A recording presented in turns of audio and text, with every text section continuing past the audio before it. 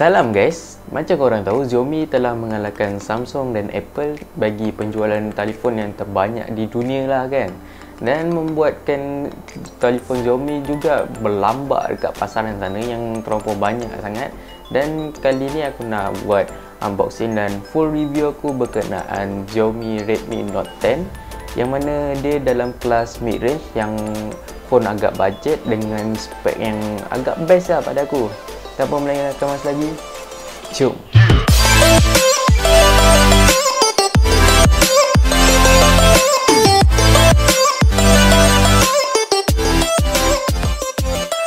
Okay guys, macam masa firstly memang aku akan buat unboxing experience dulu dan baru aku cerita dia punya spek lah. So untuk dia punya box ni kan, kalau korang tengok aku beli direct terus daripada Xiaomi Malaysia di Shopee. Dan kalau kau tengok dalam box ni, dia akan terus bagi dia punya receipt untuk Xiaomi tu lah. So jom kita tengok apa je yang dia berikan dalam kotak kan. Kalau korang tengok kat sini, dia punya pembungkusan tu biasa je, macam normal je. Dan kalau bahagian kanan dia tulis Xiaomi, bawah dia ada tulis dia punya spek sikit. Yang mana varian yang aku beli ni jenis yang paling lower punya, 4GB RAM dengan 64GB storage. So jom kita buka lah dia punya plastik. Okay, untuk dia punya design luar dia tu, pada aku untuk kotak dia memang biasa, just nice. Dan kalau korang first buka, korang akan nampak dia punya phone. Dan kalau kita buka dia punya kotak ni, korang akan dapat SIM ejector tools lah macam biasa. Dan korang akan nampak di dalamnya ada bagi manual book yang memang kita jarang pakai lah kan. Dan kita akan dapat dia punya casing lah. Ok, untuk pengecasan dia terus bagi dalam kotak, memang agak surprising nice juga. Yang mana pengecasan dia bagi 33W, pengecasan daripada Type A. Jom kita tengok dia punya kabel. Kalau korang tengok sini, kabel dia daripada Type A ke Type C lah. So memang quite nice lah untuk kat sini. Ok, untuk dia punya casing ni, just clear casing. Dia masa macam semua phone bagi, okay kan, just okay je lah gitu. Korang tengok dekat dia punya phone ada bagi highlight dia punya feature yang mana AMOLED 33W, Snapdragon apa semua kan. Dan pada bahagian belakang dia, korang boleh tengok dia punya camera bump apa semua ni. Aku nak beli warna hijau tau sebenarnya, tapi dekat Shopee online tu dia kata dah out of stock. So terpaksa lah aku ambil warna putih juga.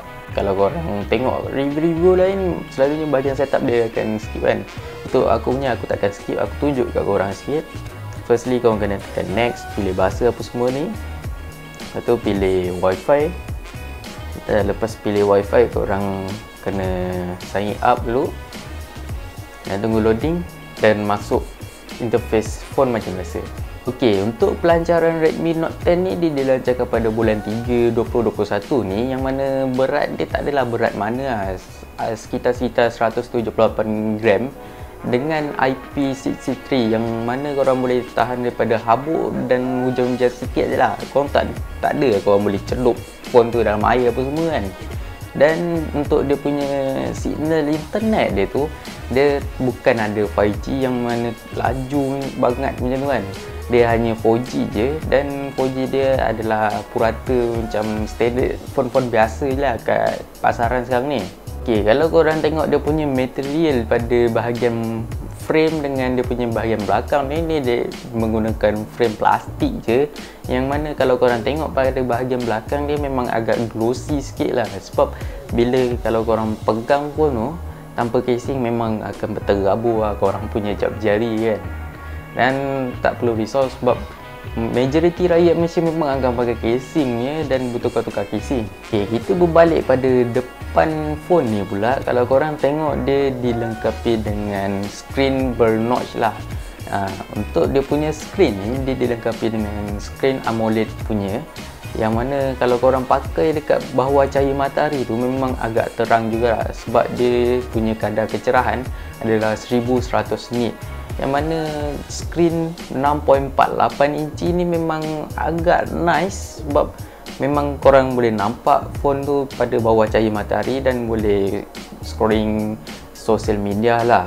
Bila screen bernotch ni memang korang nak tahu jugalah berapa besar dia punya kamera sensor tu kan. Untuk kamera dia ni dia dilengkapi dengan 13 megapiksel f2.2 wide angle lens punya lah. Untuk pengambilan gambar swafoto dia tu just biasa je kalau korang boleh tengok gambar-gambar yang aku bagi ni.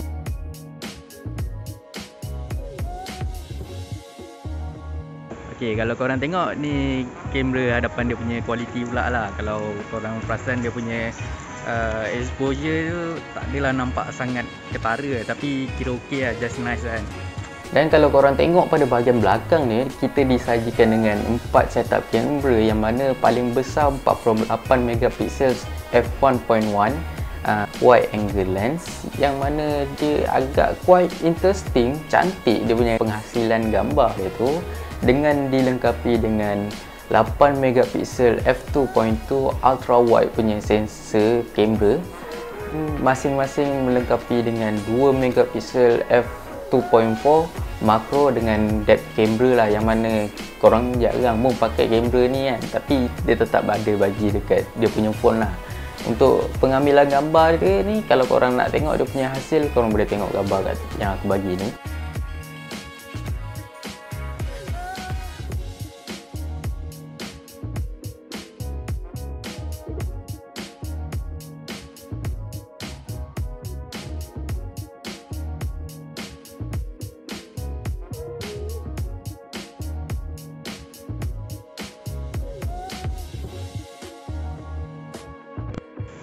Okey, ini adalah rakaman kamera hadapan dia. Kalau korang boleh tengok dia punya range apa semua kan. So sekarang ni waktu hujan sikit, aku rakam ni direct gunakan kamera phone ni, tak ada guna mic langsung. Okey, bila dah cerita dia punya luaran kan, korang mesti nak tahu spek dalaman dia. Dia menggunakan Android 11 base daripada MIUI punya version, dan korang boleh upgrade MIUI dia ke MIUI 13 akan datang, dan korang boleh dapat upgrade RAM lah. Untuk dia punya chipset tu, dia menggunakan chipset Snapdragon 678, yang mana dia 11 nanometer punya chipset yang agak surprising tahan bateri jugalah, dengan GPU Adreno 612, yang mana korang punya performing untuk gaming tu agak smoothly, dan untuk ML korang boleh dapat ultra, dan untuk PUBG korang boleh dapat high punya refresh rate je lah. Dan untuk dia punya score Antutu dengan Geekbenchmark ni, korang boleh dapat dalam multi testing tu, korang boleh dapat 1500 lebih macam tu. Dan untuk dia punya single core dia tu, korang boleh dapat dalam 500 lebih ke 600 something lah, kalau korang boleh tengok dekat gambar tepi aku ni. Dan untuk dia performing gaming tu, dia tak adalah memanas yang teramat tau.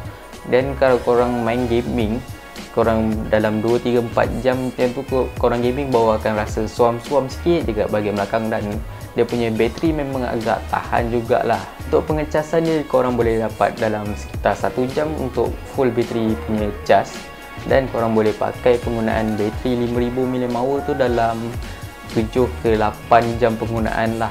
Next, kalau korang tengok pada bahagian bawah dengan bahagian atas ni, dia dilengkapi dengan stereo speaker, yang mana pada aku stereo speaker dia tak ada kuat mana lah, tapi dia just nice untuk penggunaan harian, yang mana untuk korang tengok video ataupun dengar lagu apa semua kan. Dan untuk pada bahagian belah atas, dia punya speaker stereo dia tu agak mendap sikit berbanding pada bahagian bawah dia. Dan kalau korang boleh dengar lah video ni.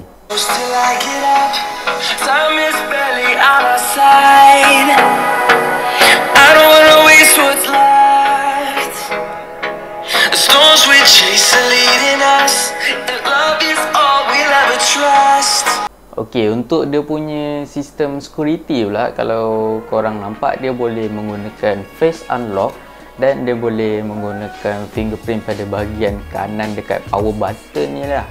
Dan memang agak sesuai untuk tahun-tahun COVID ni dengan PKP semua kan. Korang takkan nak unlock phone gunakan muka kan, terpaksa buka mask apa semua kan. Baik korang pakai fingerprint dengan lebih pantas dan cepat lah. Dan untuk dia punya Bluetooth, dia menggunakan 5.0 punya Bluetooth, dan tiada NFC lah.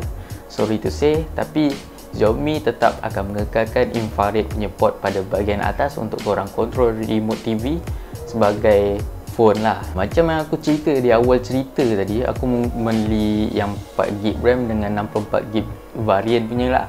Dia ada 4GB RAM dengan 128GB punya varian, dan dia ada lagi satu varian iaitu 6GB RAM dengan 128GB storage lah. Untuk dia punya SD card, dia boleh support sehingga 512GB. Dan mana yang aku beli ni, tanda harga yang dijual tu adalah 699 di Shopee Xiaomi Malaysia, yang quite interesting, murah lah dekat situ. So far penggunaan aku untuk 2 minggu penggunaan phone ni memang quite terbaik. Macam biasa, kita jumpa di lain video, lain hari, lain masa. Ciao.